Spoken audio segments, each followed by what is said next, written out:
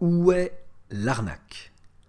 Rappelons brièvement le concept de cette série de vidéos. Il s'agit pour moi ici de résoudre cet exercice en vous arnaquant à au moins un moment de ma correction. À vous de voir à quel moment je vous aurai arnaqué.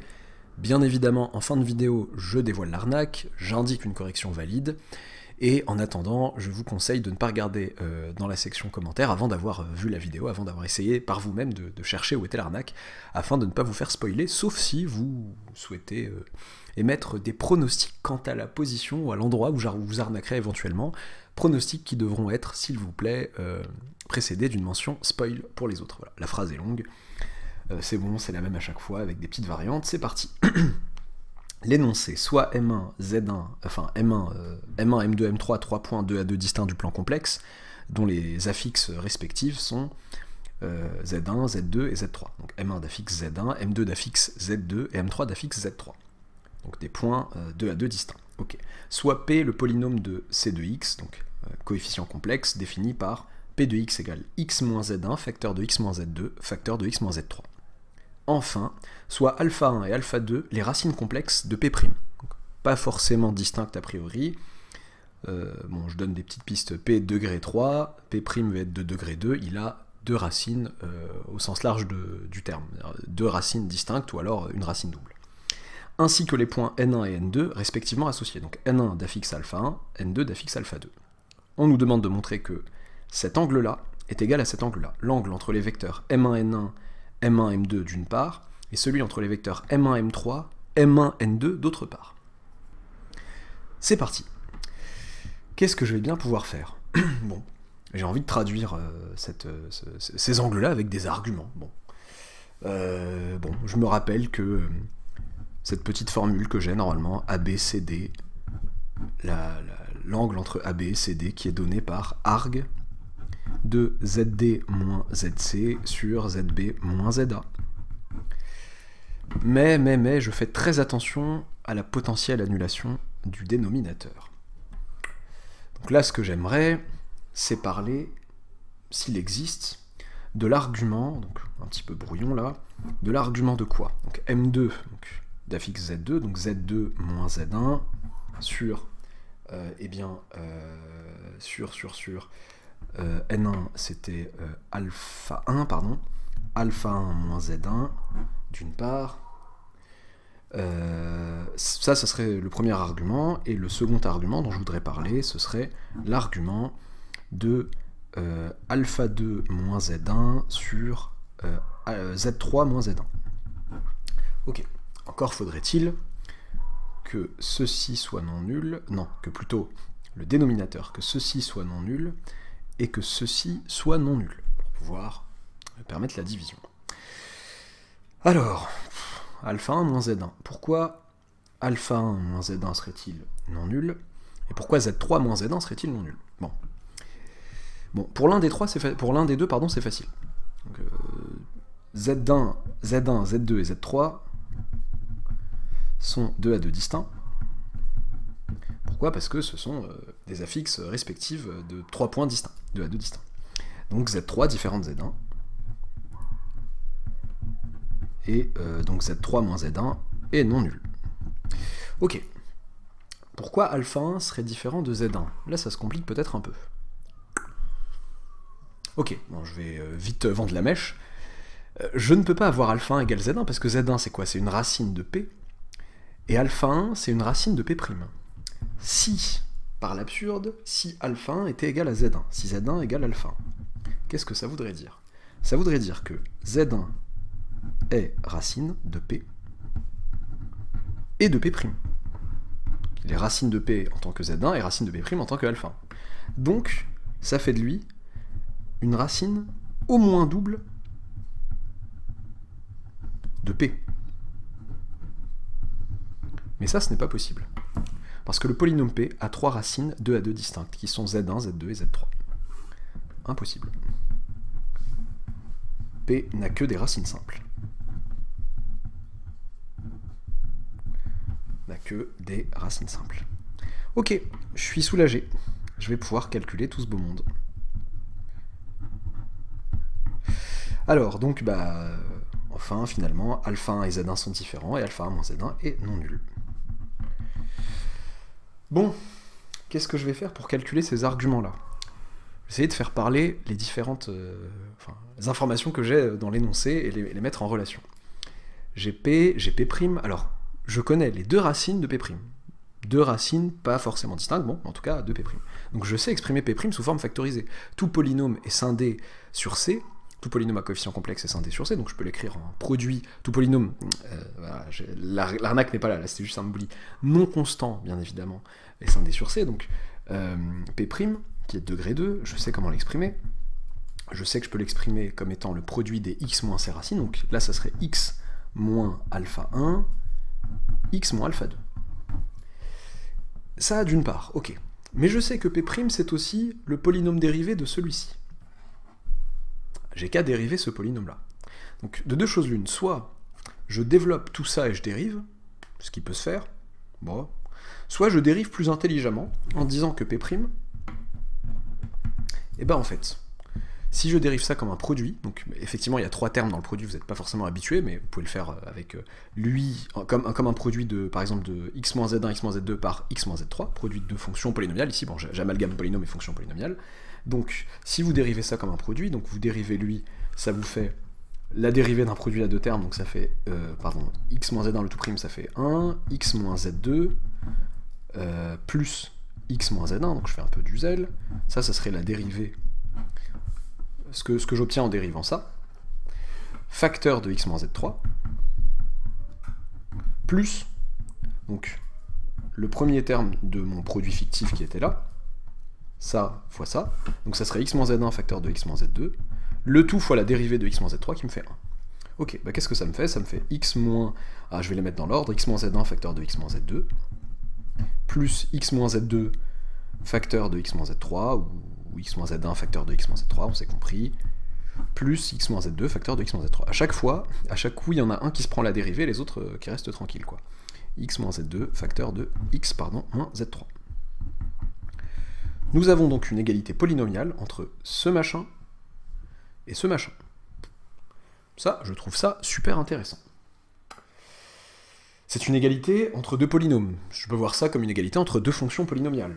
Je peux remplacer grand X et obtenir une égalité de nombre complexe en remplaçant grand X par le nombre complexe de mon choix. Qu'est-ce que j'ai envie de choisir comme grand X? Bon, là j'ai ça qui est égal à ça. Donc je vais réécrire la chose. Donc x moins alpha 1, x moins alpha 2. Pardon. On obtient donc, disais-je, x moins alpha 1, x moins alpha 2 égale, on a dit, x moins z1, x moins z2, x moins... non, n'importe quoi, pardon, x moins z1, x moins z2, plus x moins z1, x moins z3, plus x moins z2, x moins z3. Ok, regardons et voyons voir par quoi je pourrais remplacer x d'un côté et de l'autre pour avoir quelque chose de sympathique.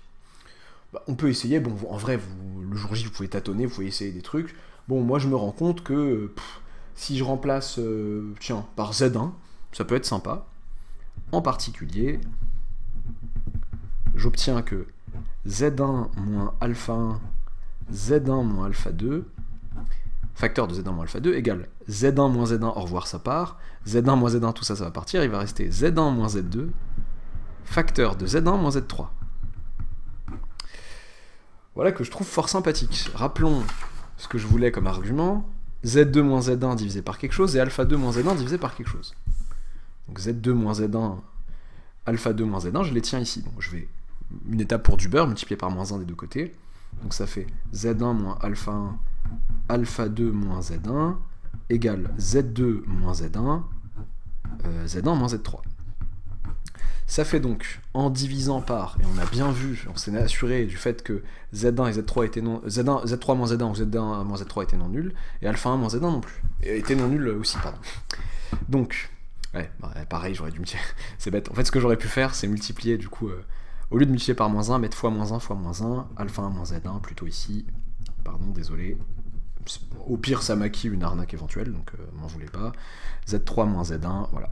Ce que j'ai fait, c'est que j'ai multiplié... En fait, j'ai multiplié chacun des termes de chaque égalité, Il y a deux... chaque membre de l'égalité est un facteur de deux termes. Chacun des deux facteurs, j'ai multiplié par -1. Au final, j'ai rien fait à chacun des membres. J'ai multiplié chacun des membres par 1. Et même si j'avais multiplié par -1 chacun des deux membres, bah, l'égalité serait restée vraie. Bon, soit. J'arrête de me justifier inutilement. J'ai donc que Z2... Ah zut. Pardon. Z2 moins Z1 sur alpha 1 moins Z1.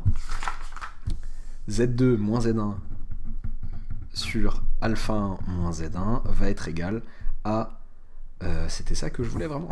Alpha 2, oui c'est ça, alpha 2 moins Z1, pardon.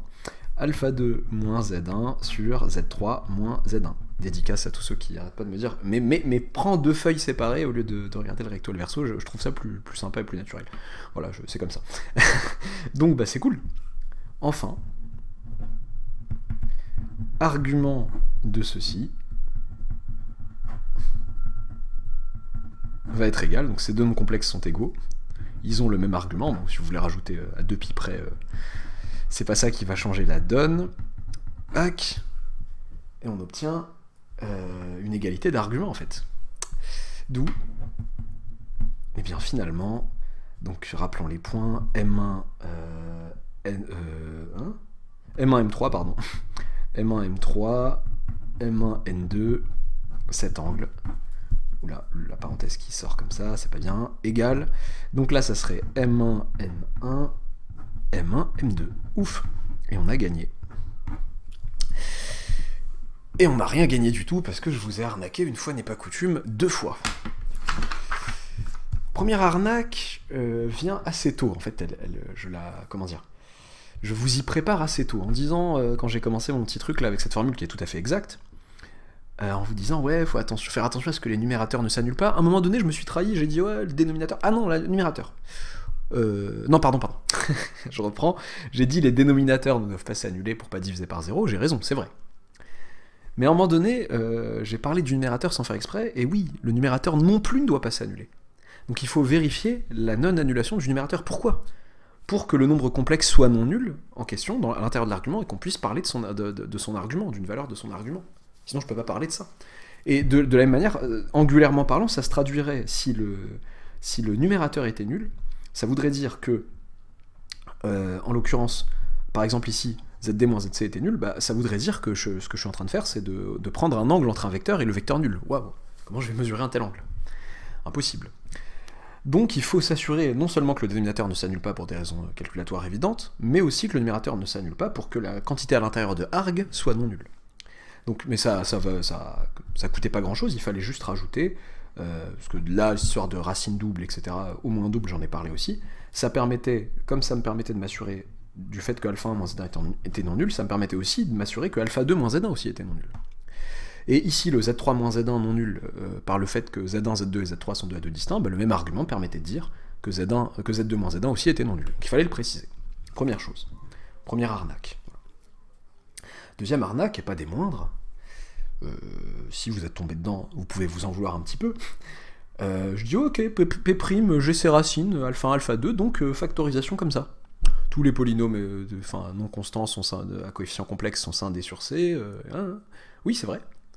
Mais on n'oublie pas le coefficient dominant, qui n'est pas 1 ici. Ici, le coefficient dominant, il se trouve que c'est 3. On s'en rend compte assez facilement. Parce que P, son terme dominant, c'est x cube.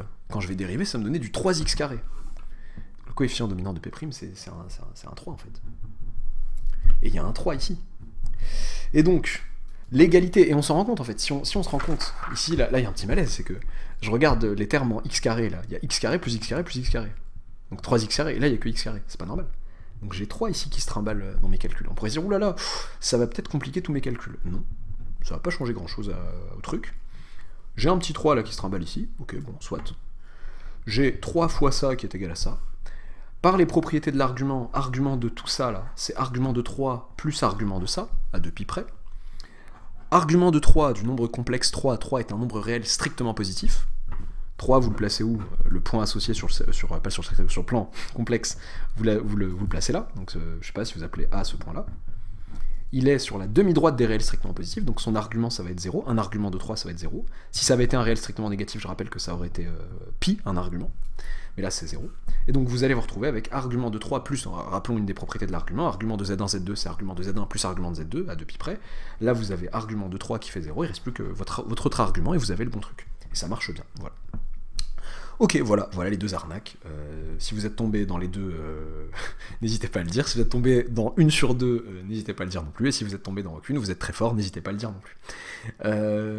Oui, certains, les plus anciens sur la chaîne se diront « Oulala, mais c'est quasiment la reprise d'un autre exo qui s'appelle troisième degré dérivé et angle, qui existe sur la chaîne depuis un bon moment, dans la playlist des exos de colle de première année. » Oui, c'est vrai. Certes, je me foule pas, mais je l'ai redonné récemment en colle et mes élèves en colle me fournissent, sont de bons partenaires pour les Well Arnaques parce que voilà, parfois ils les font en live et du coup ça me fait dire ah c'est pas mal ça. Il y avait bon l'arnaque du dénominateur. Du numérateur, pardon, de l'annulation potentielle du numérateur, j'y avais pensé, mais par exemple, voilà, l'idée d'oublier le 3, des trucs comme ça je le vois au fur et à mesure des colles, et ça me permet, voilà, d'alimenter d'arnaques faisables souvent, qui se font souvent par les élèves, la playlist, en fait, voilà. Et pour vous assurer, en fait, que ces arnaques se font en colle, voilà. Se font par des élèves de première année, et qui peuvent même s'en tirer plutôt pas mal à leur colle, mais ils sont capables de faire ce genre de trucs. De se convaincre eux-mêmes de quelque chose de faux, de le croire vrai, de le présenter à l'oral et de se rendre compte qu'il est faux. Voilà. Donc tout ça, c'est un entraînement pour nous, pour essayer d'affiner un peu, d'aiguiser notre sens du raisonnement et plutôt de la rigueur, je dirais, dans ce cas. Voilà, n'hésitez pas à vous abonner si ce n'est pas encore fait, à activer la petite cloche des arnaques, et à bientôt pour une nouvelle vidéo.